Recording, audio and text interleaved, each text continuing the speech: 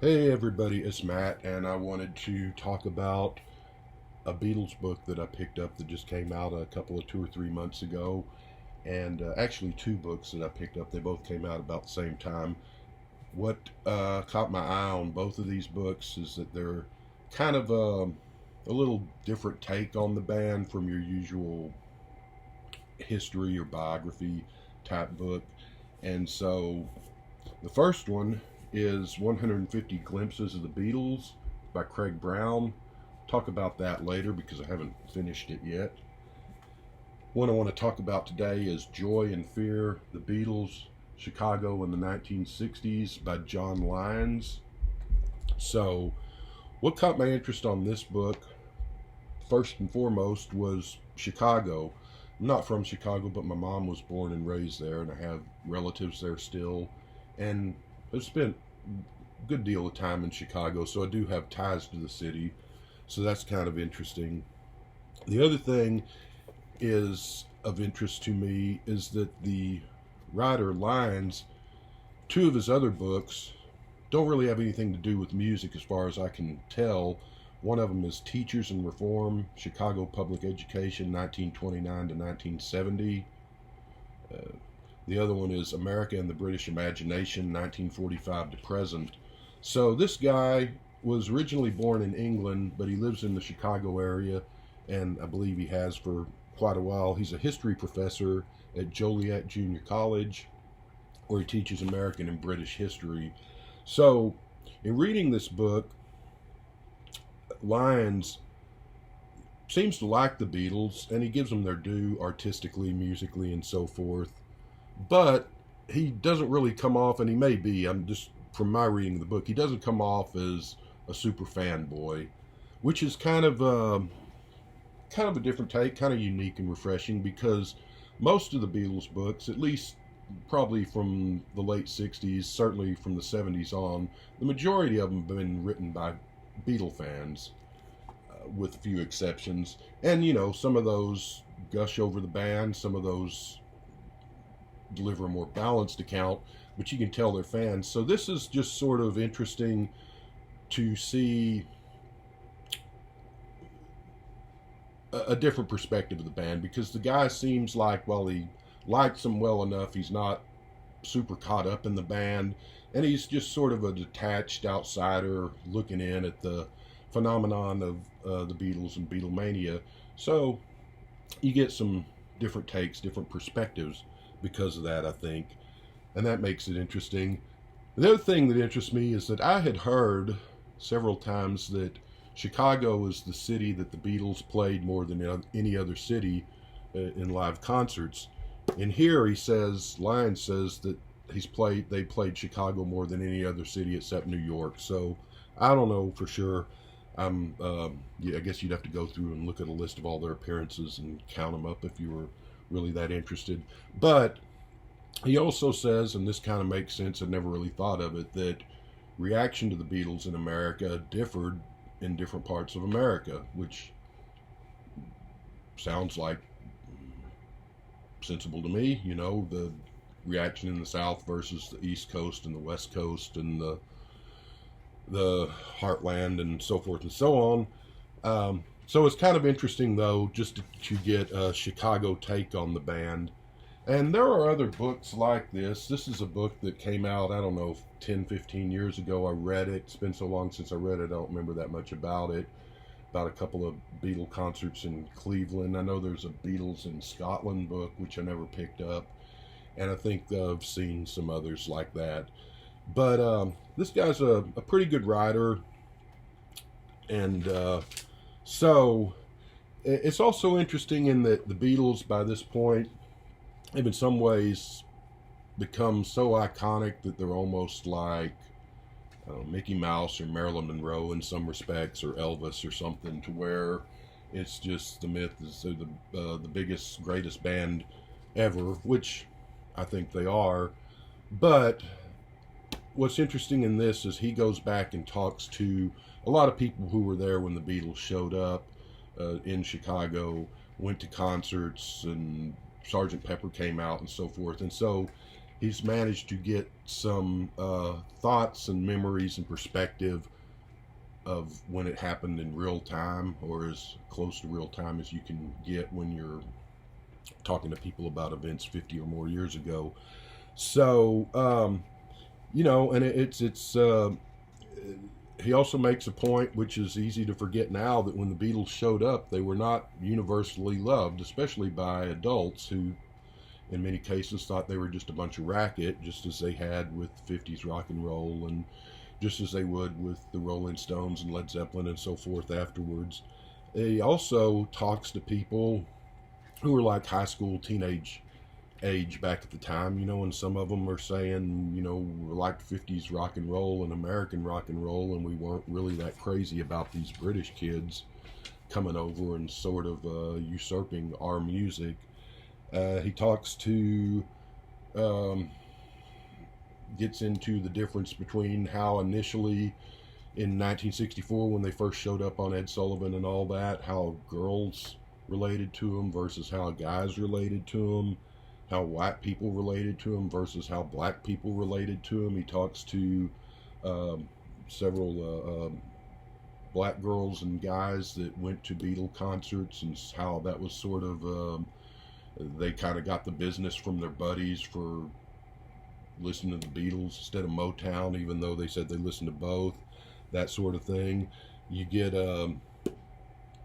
Mayor Daley, who just didn't like the Beatles, didn't like much of anyone really, but and the Chicago newspapers were in many cases not very friendly towards the Beatles initially. You also get a little bit of Beatle history. If you want Beatle bio or history, this isn't really the best book for that, because what's here is really broad and just put in for context. So, but you do get some Chicago history too. I don't know how much your average Beatle fan is interested in Chicago history, but that too is pretty broad, so it's not a really in-depth history of the city or anything, but just sort of enough to set the tone of what Chicago was like in the early and mid and late 60s for context, really. But he does get into some stuff. Some of this is interesting, like VJ Records was there. Of course, Louise Harrison lived in Illinois for a time. WLS, according to Lines, was the first American station to play the Beatles because of Louise Harrison, I believe. The VJ and Chess Records, I already said there. The whole Beatles more popular than Jesus, when John did the press conference to apologize for that, took place in Chicago in '66. An obscenity case about the Two Virgins album cover took place in Chicago.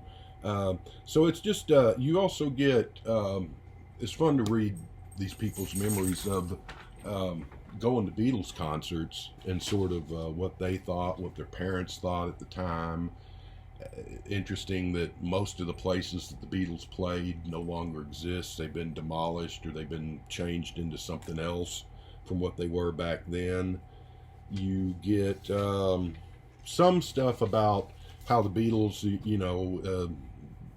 Beatles played Ed Sullivan, and the next day a million kids ran out and wanted a guitar, bought a guitar, and started bands, which Chicago is no exception to that. So you get some stuff about some Chicago bands that were pretty big on the local scene.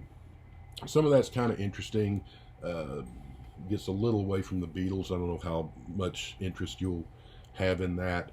But another thing that I thought was pretty interesting in that is you had the Beatles fan club, the official fan club in England and America, the one that sent out the Christmas records every year. But you also had all over America, or Chicago, he says they had other cities in America too, where just fans, kids, mostly high school kids, started their own Beatle fan clubs, and some of them actually became pretty big as far as subscribers and so forth.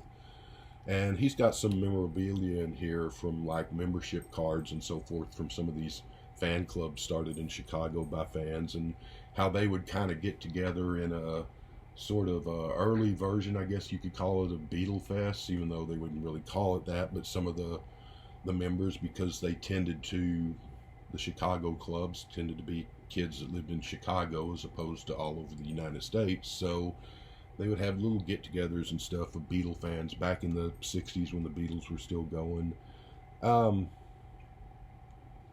and some American Federation of Music lobbied the U.S. Secretary of Labor to stop the Beatles' 1964 tour because they were concerned about British musicians taking money and getting gigs in America. They weren't successful. Are the Beatles a menace to our kid? Was a Chicago Tribune article. Stuff like that is really interesting to read, just to get compared to now when the Beatles are just sort of seen as this greatest thing of all, to back then to how people saw them when they were actually just breaking and just happening, and when they were going on in real time again.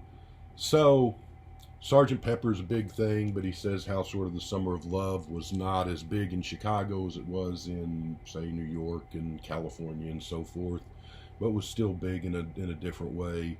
And it just kind of interesting, the amount of interviews that he gets with people, includes with people that were there when all this happened in that.